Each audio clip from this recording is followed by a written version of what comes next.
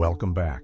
Today, we are looking at the untold story behind the 2003 hit Too Fast, Too Furious. While fans loved the neon lights and fast cars, Paul Walker later revealed that things were much more difficult behind the scenes than they appeared. From the pressure of leading the film alone to the risks that nearly ended the franchise, Paul's honest reflections change everything we know about this sequel. Join us as we dive into the hidden truths Paul Walker shared about the movie that defined a generation. Sequel almost failed.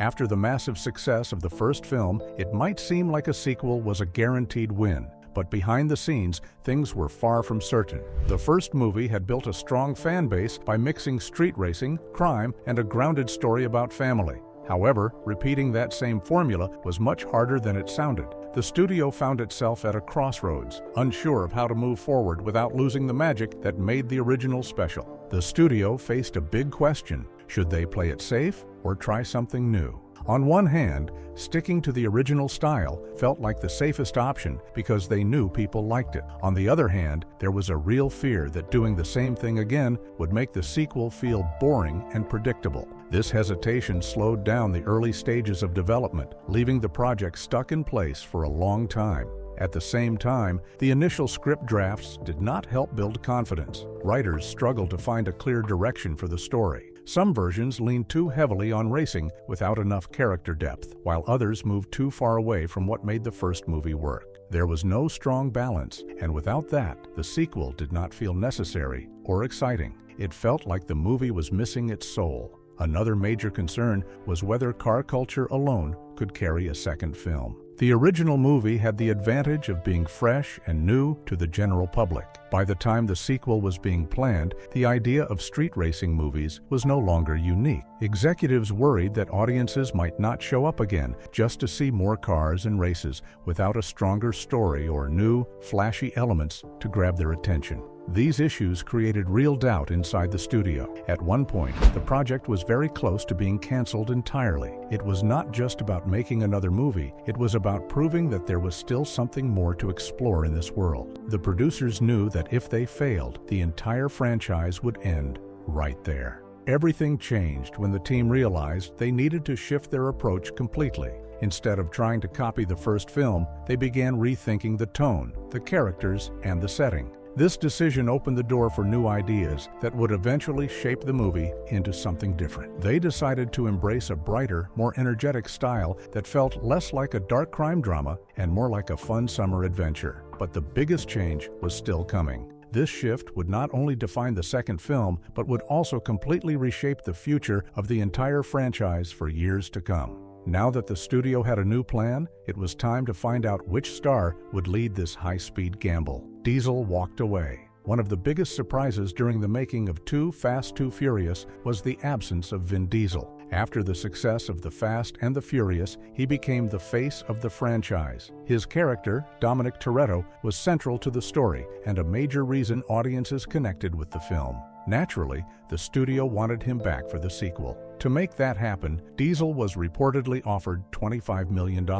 At the time, this was a huge amount, especially for a sequel to a street racing movie. Offers like that are rarely turned down, which made what happened next even more shocking. Diesel said no. His decision left many people confused, and even today, the exact reason isn't fully confirmed. However, there were strong rumors about what went wrong behind the scenes. One of the main issues was the script. It's believed that Diesel didn't feel the story was strong enough or meaningful enough to continue his character's journey. He had a clear vision for Dominic Toretto and didn't want to return just for the sake of making another movie. There were also reports of creative disagreements with the studio, Universal. Diesel was said to want more control over the direction of the film and his character. When those expectations didn't match the studio's plans, it created tension. Instead of compromising, Diesel chose to step away completely. This decision had an immediate impact on production. Losing the main star meant the entire plan for the sequel had to change. The original idea likely revolved around Dominic Toretto continuing his story, but without Diesel, that was no longer possible. The studio had to move quickly to figure out a new direction. Rather than replacing Toretto with another actor, the filmmakers made a bold choice. They shifted the focus to Brian O'Connor, played by Paul Walker. This wasn't just a small adjustment, it was a complete rethink of the story. The sequel would now stand on its own, with a different tone, new characters, and a fresh setting. In many ways, Diesel walking away forced the franchise to take risks it might not have taken otherwise. The pressure to rebuild without its biggest star pushed the creative team to explore new ideas and directions. And surprisingly, this major setback ended up opening the door for something completely unexpected. Walker took charge. When Vin Diesel chose not to return, the spotlight shifted quickly to Paul Walker. What started as a shared story in The Fast and the Furious suddenly became his responsibility alone in Too Fast, Too Furious. This wasn't something planned from the beginning. Walker didn't step into the role expecting to carry the entire film, but that's exactly what happened. In the first movie, Brian O'Connor worked alongside Dominic Toretto. The story was balanced between two strong characters. Now, that balance was gone. Walker had to move from being a co-star to the main focus of the entire story. This meant more screen time, more dialogue, and more emotional weight placed on his performance. With this shift came a much bigger responsibility. The film's success depended heavily on how well Walker could lead it. He had to keep audiences engaged without the presence of the franchise's most popular character. Every major moment in the story is now centered around Brian, from the action scenes to the quieter personal moments. This also brought pressure. Sequels are always expected to match or exceed the original, and doing that without a key actor made things even harder. Walker had to prove that the story could still work and that his character could stand on his own. There was little room for mistakes. If audiences didn't connect with him as the lead, the entire film could struggle. At the same time, this challenge seemed to bring out something new in Walker's performance. He began to show a deeper connection to Brian O'Connor. The character felt more confident, but also more human. His decisions carried more weight, and his personality became clearer. Instead of just reacting to situations, Brian started driving the story forward. Behind the scenes, this shift helped shape Walker's place in the franchise. He wasn't just part of the story anymore, he was becoming its center. This change also allowed the filmmakers to explore new sides of the character, giving him more depth than before. What started as an unexpected situation turned into an important turning point, not just for the movie, but for Walker himself. And just when things seemed to settle, a new character arrived who would completely change the energy of the story. Brian became lead. In Too Fast, Too Furious, Brian O'Connor's role changed in a big way. In the first movie, The Fast and the Furious, he was an undercover cop trying to balance his job with his growing respect for Dominic Toretto. That conflict drove most of his decisions. But in the sequel, that part of his life was gone. Brian was no longer working secretly against anyone. He was on his own, making choices without hiding his identity. This shift allowed the character to grow. Brian became more independent and more confident in what he was doing. Instead of following orders, he started leading situations himself. The story focused entirely on his journey, which gave audiences a clearer understanding of who he really was. His personality became more defined, and his actions carried more meaning because they were no longer tied to a hidden mission. With this change came greater emotional and moral complexity. Brian wasn't just trying to do his job anymore. He was trying to figure out what kind of person he wanted to be. He had to decide when to follow rules and when to bend them. These decisions made his character feel more real and more relatable. Viewers could see him thinking through situations rather than just reacting to them. The film also built its entire structure around Brian's perspective. Every major event connected back to him. His relationships, especially with Roman Pierce, helped show different sides of his personality. He wasn't just a skilled driver, he was someone learning to trust others again and take responsibility for his choices. This approach changed how the story was told. Instead of splitting attention between multiple leads, the film stayed focused on one central character. This made the narrative more direct and easier to follow, while still allowing room for new characters to play important roles.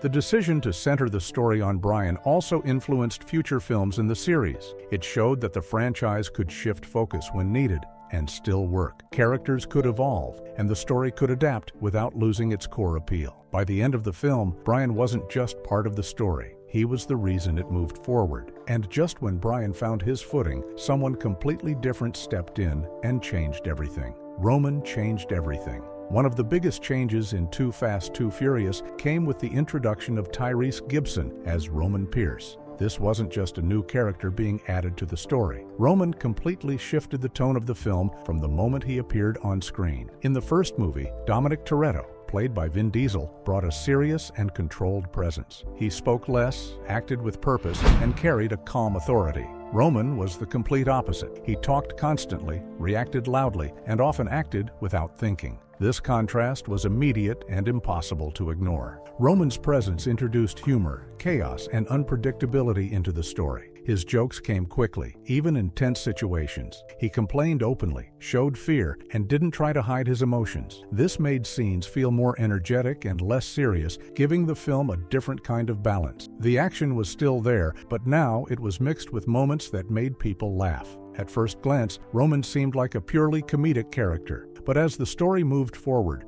more layers of his personality became clear. His humor often covered insecurity. He wasn't always confident in dangerous situations, and he didn't hide that fear. Instead, he talked through it, joked about it, and still pushed himself to keep going. This made him feel real and relatable. His relationship with Brian O'Connor, played by Paul Walker, became a key part of the film. The two characters had a shared past, which added depth to their interactions. They argued, joked, and supported each other in different ways. This created a strong dynamic that carried the story forward. This pairing also introduced something new to the franchise, a duo format. Instead of focusing on a single strong figure, the film built its energy around two very different personalities working together. One was calm and focused, while the other was loud and expressive. This balance made scenes more engaging and added variety to both action and dialogue. Roman didn't replace what was missing from the first film. He brought something entirely new. His presence helped shape the tone that later films would continue to develop, blending action with humor in a more noticeable way. And just when audiences were getting used to the laughs, one wild moment took things even further: that iconic button. One of the most talked about moments in Too Fast, Too Furious is the ejector seat scene. It happens quickly, but leaves a strong impression. During a tense moment inside the car, Roman Pierce reaches over and presses a hidden button. Without warning, a passenger is launched straight out of the vehicle, through the roof. At the same time, Roman shouts a short, loud line that instantly sticks in your mind. The scene works because it is so unexpected. Up until that point, the movie follows a mix of racing and action that still feels somewhat grounded. Then suddenly, this moment takes things in a completely different direction. It is bold, exaggerated, and clearly not realistic, but that is exactly why people remember it. It stands out from everything else happening in the film. What makes the scene even stronger is how well it fits Roman's character. Played by Tyrese Gibson, Roman is impulsive and unpredictable. He reacts without thinking and often turns serious situations into chaotic ones. Pressing that button is not just a random action.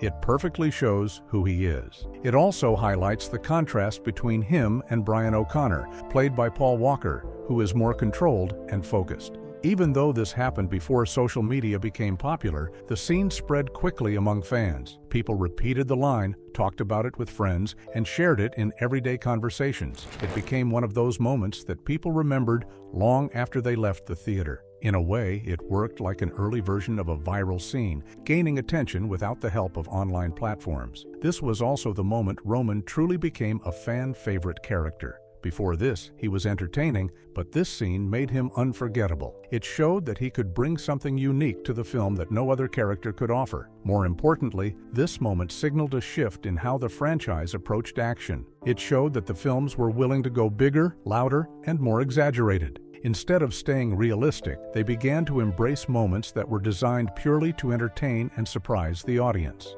And once the film crossed that line, there was no going back. Miami changed tone. One of the most noticeable changes in Too Fast, Too Furious was the move from Los Angeles to Miami. The first film, The Fast and the Furious, was built around the streets of Los Angeles, with its industrial areas, highways, and darker urban feel. For the sequel, the filmmakers made a clear decision to go in a completely different direction by choosing Miami as the new setting. This change wasn't just about location. It brought a full visual transformation to the film. Miami offered bright, colorful surroundings that stood out immediately. The streets were filled with neon lights, bold car colors, and reflections from the water. Night scenes looked more vibrant, with glowing blues, pinks, and greens, creating a very different atmosphere compared to the original film. Even daytime scenes felt brighter and more energetic because of the city's natural light and coastal environment. Director John Singleton played a major role in shaping this new look. He understood that a sequel needed its own identity. Instead of trying to copy what worked before, he focused on making the film feel fresh. His approach was simple: give the audience something new while keeping the core elements of cars and action. By doing this, he avoided making the sequel feel repetitive. The new setting also helped define the tone of the movie. Miami's style naturally supported a more relaxed and colorful vibe. This matched well with the introduction of lighter, more humorous characters like Roman Pierce. The environment and the characters worked together to create a film that felt more fun and less serious than its predecessor. Pacing was also affected by this change. The brighter setting allowed for faster, more energetic scenes. The races felt more open and visually exciting because of the wide streets and waterfront views. The overall flow of the film became smoother, with transitions between scenes feeling more natural due to the consistent visual style. In many ways, Miami became more than just a background. It became part of the film's personality. It helped shape how the story looked, felt, and moved from one moment to the next. And just when the visuals were grabbing attention, one specific car took things to another level. Forbidden Skyline legend, the Nissan Skyline. GTRR34 is much more than just a fast machine. It is a piece of movie history that changed how people across the world look at Japanese sports cars. Most people recognize it immediately as the silver car with bright blue stripes driven by Brian O'Connor in the movie Too Fast, Too Furious. While the car looked like a superhero on the big screen, the real story behind how it actually got to America is just as exciting as the races in the films. For a very long time, the R34 Skyline was considered forbidden fruit for people living in the United States. You could not simply go to a local dealership and buy one because of a strict law, often called the 25-year rule. This law states that if a car was not originally built to be sold in the U.S. market, you cannot legally bring it into the country until it is at least 25 years old. Since the R34 was built for Japan, it did not meet specific U.S. safety and emissions rules. For car fans in America, this made the Skyline feel like a legend they could only see in video games or magazines, but never own. The R34 became a superstar because of how it was shown in the Fast and Furious movies. The character Brian O'Connor showed the world that this car was special, and fans loved watching him shift gears and win races. In the real world, the car used in the movie was actually one of the very few R34s that were legal to drive in America at that time. A company called Motorex had found a way to import a small number of these cars by making special changes to them so they followed U.S. laws. Because there were so few of them, rumors spread that the movie car was one of the first truly legalized R34s in the country, which made it even more famous. Today, the Skyline represents a dream car made real.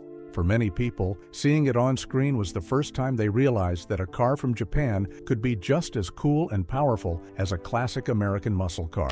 It was not just about the speed, it was about the bond between a driver and their machine. The R34 remains the most beloved vehicle in the entire movie franchise because it stands for a time when car culture was all about late-night races and the thrill of the chase. Now that these cars are finally turning 25 years old, more people are getting the chance to own the legend they grew up watching. Now that we know why this car was hidden away for so long, let's look at what actually happens when you push that pedal to the floor. Chaos behind scenes. While the fast cars on screen looked perfect, making the movie Too Fast, Too Furious was a massive and messy job.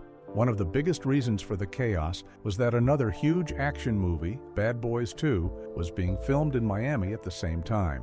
Having two giant movies using the same city caused a lot of trouble. Both film crews needed the same things, like police officers to block off streets and specialized equipment to film car chases. This meant that the production teams had to work very hard to share the city without getting in each other's way. The filming locations were constantly busy. Sometimes, one movie would be filming a high-speed chase just a few miles away from where the other movie was blowing things up. Because Florida is so popular for movies, there was a limited number of local workers and stunt drivers available. This logistical puzzle made every day of filming a race against time and a struggle to keep everything organized. Inside the world of the movie, there was another unexpected problem. Devon Aoki, who played the popular character Suki, did not actually know how to drive. When she was hired for the role of a professional street racer, she didn't even have a driver's license. She had to take a very fast crash course to learn the basics of driving a car with a manual stick shift. Her trainers had to teach her how to look like an expert behind the wheel in just a few days. Even though she was a beginner, she worked through the high pressure and learned how to handle the car for her scenes. The stunts themselves were incredibly complex. For the famous scene where Suki jumps her pink Honda S2000 over a bridge, the crew used a remote-controlled system so no one would be hurt. However, things still went wrong. The chase car, following the jump car, accidentally went off the ramp too, causing an unplanned crash. This shows how dangerous and unpredictable the action setups were for the crew every single day. To make the movie feel even more exciting, the sound team did something very clever. Instead of just using regular car noises, they treated the sounds of the engines like they were voices. They mixed in animal sounds, like the growl of a lion or the hiss of a snake, with the engine noises. This made the cars feel like living creatures with their own personalities. This innovation turned simple car sounds into tools that helped tell the story, making the races feel more intense and powerful for the audience. Even with all the stress in the forbidden cars, the team managed to create a world that fans still talk about decades later. Now that we have seen the madness of the movie set, let's take a look at the secret parts under the hood that made these cars real-life monsters. Walker's hidden truth. Paul Walker was the heart of the Fast and Furious movies, but many people do not know how he truly felt while filming the second movie. Later in his life, Paul shared some honest thoughts about that time. He admitted that he felt a lot of pressure because he had to carry the sequel alone. In the first movie, he had Vin Diesel by his side, but for the second film, Vin Diesel did not return. Paul felt like the weight of the entire franchise was on his shoulders, and he was not sure if fans would show up to watch the movie without both lead stars. During production, there was a lot of uncertainty. Paul mentioned in interviews that the script was constantly changing, and the team was trying to figure out what the identity of the series should be. It was a nervous time for everyone involved. They were in Miami, surrounded by fast cars and bright colors, but Paul was worried that the movie might not live up to the first one. He wondered if they were making the right choices or if the magic of the street racing world was starting to fade. However, as the filming went on, Paul had a big realization. He understood that for the franchise to survive and grow, it actually needed to change. It could not just repeat exactly what happened in the first movie. He saw that they needed to add more humor and take bigger risks. This is why the movie introduced funny characters like Roman Pierce and Tej. Paul realized that the chemistry between friends and the jokes they shared were just as important as the racing. He began to see that making the movie more fun and bold was the only way to keep the audience interested. The deeper truth that Paul eventually embraced was that the movie succeeded, not despite the risks they took, but because of them. By moving the story to Miami, adding neon lights, and focusing on a more playful tone, they created a new energy. Paul learned that being afraid of change was the biggest risk of all. He grew to appreciate the film for what it was, a colorful, high-energy adventure that proved the series could live on, even if the original cast changed. This period of Paul's life showed how much he cared about the work. He wasn't just an actor driving cars. He was someone who thought deeply about how to make the fans happy. He eventually felt proud that they took the chance to be different, because that boldness is exactly what allowed the franchise to eventually become one of the biggest in the world. After learning how Paul felt about the risks, it is time to see how those bold choices led to the most legendary car stunts ever filmed. The story of the silver R34 and the chaos behind the scenes shows that making a legend isn't easy. It took a lot of risks, some stressful days in Miami, and Paul Walker's belief in the franchise to create something that still inspires car fans today. This movie proved that even when things feel uncertain, being bold and staying true to your passion can lead to greatness.